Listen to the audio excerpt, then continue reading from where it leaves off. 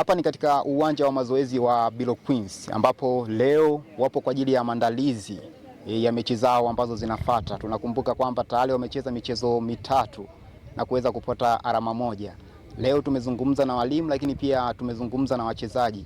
Kikubwa ambacho wanatueleza wachezaji ni uzoefu ambao wameupata katika hizi mechi tatu ambazo wamezicheza na kuambulia alama moja. Kwa majina anaitwa Philomena Sostenes Omari, ni mchezaji wa Bilo Queens. Amecheza tuliocheza mitatu. Michezo yote ilikuwa ni migumu. Ligi ndo tumeingia msimu huu.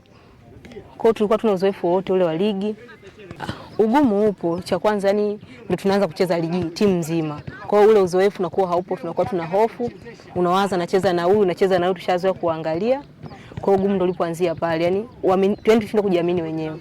Kwa majina naitwa Jamila Tabu Nkwabi. Kwa michezo tulitoka kuicheza ni michezo migumu, tumeweza kukutana nayo kupata changamoto ila tuweza kupata experience kutoka kwao. Kwa hiyo tumejiandaa kwa maandalizi mazuri kwa mchezo unaofuata. Na tunaahidi na tunaamini tutashinda mchezo unaofuata. Tunaahidi wana Mwanza tunashinda na kama tukikaa tunaongea tunaahidi kwamba sisi tunashinda. Kwa maandalizi yetu tumejiandaa, tumejipanga kwa sababu ya mpinzani. Maana tujue unapokuja yeye amejipangaje. Na sisi tumejipanga kivyetu. Kwa hiyo unajua tunaamini wakija wana Mwanza tunaahidi tunawafurahisha tunaweza tukashinda.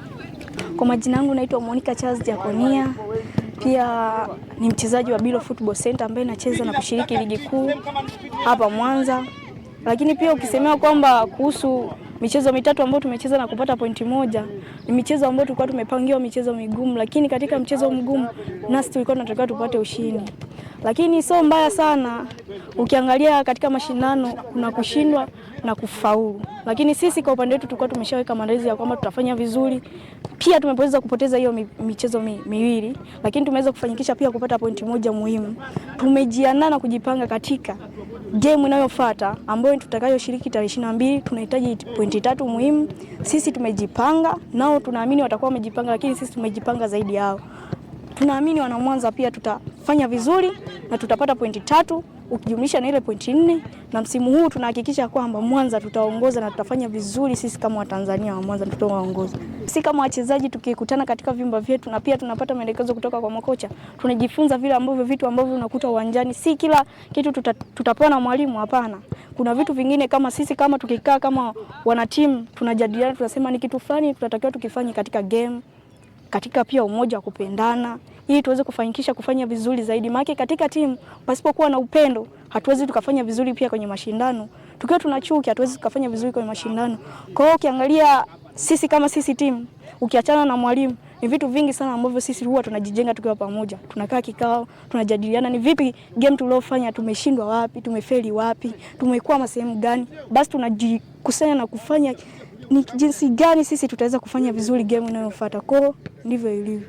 Lakini kwa upande wa walimu wanaiomba TFF kuzidi kuwasapoti hasa kunako ligi ya wanawake. Naitwa Coach Lawrence. Mwingine zaidi ya kusema kipato zaidi ya hicho, na katika mifumo kiangalia klabu zote zinategemea washabiki. Sasa washabiki wajitokeze, waje waangalie timu zao. Kwa mfano tunaanza na washabiki wa eneo timu ilipo. Hii timu inatokea Nyasaka na hao vijana wanakaa maduka 9 ndio ambao tumewatengenezea hosteli. Sasa kuanzia ile jiografia ya Mwanza nzima na eneo linalohusika na ambao wanafanya mazoezi Nyasaka, nao wajitokeze kwa wingi, kwa na Mwanza mzima wajitokeze. Pia na Ilemela ndio tuko katika wilaya yetu Ilemela, na Ilemela nao wajitokeze, tukaendelea na Mwanza nzima wajitokeze, tuweze kujitokeza kusupport hii timu yetu ya Bilo kujitokeza. Na pia kingine wadhamini, na limekuwa changamoto kwa hasa eneo la timu na maeneo tunayotoka. Kwa mfano watu wa Mwanza tunawaomba nafasi ya udhamini ya timu yetu, bado hatujapata mdhamini ambao anaweza kutusupport, na hilo ndio tatizo kubwa sana.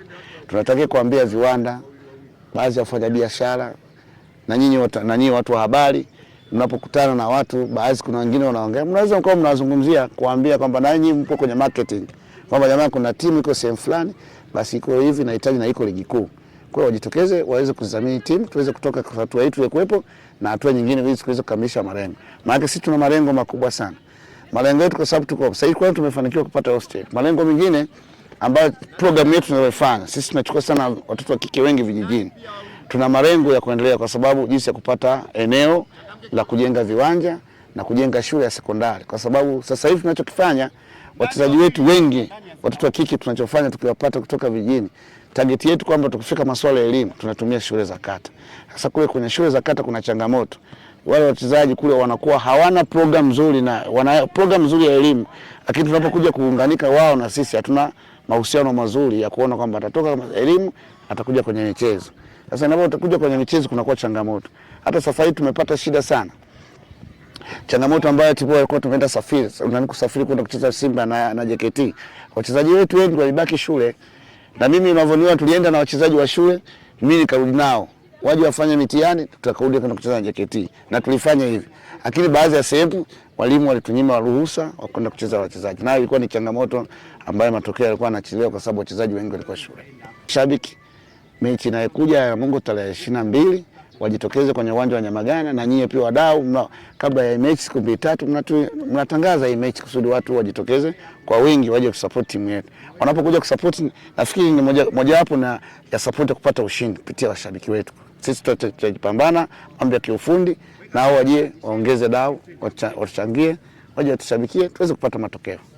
Kutoka hapa katika uwanja wa mazoezi wa Bilo Queens, mimi ni Fred Seleli na hii ni Kawabe Media.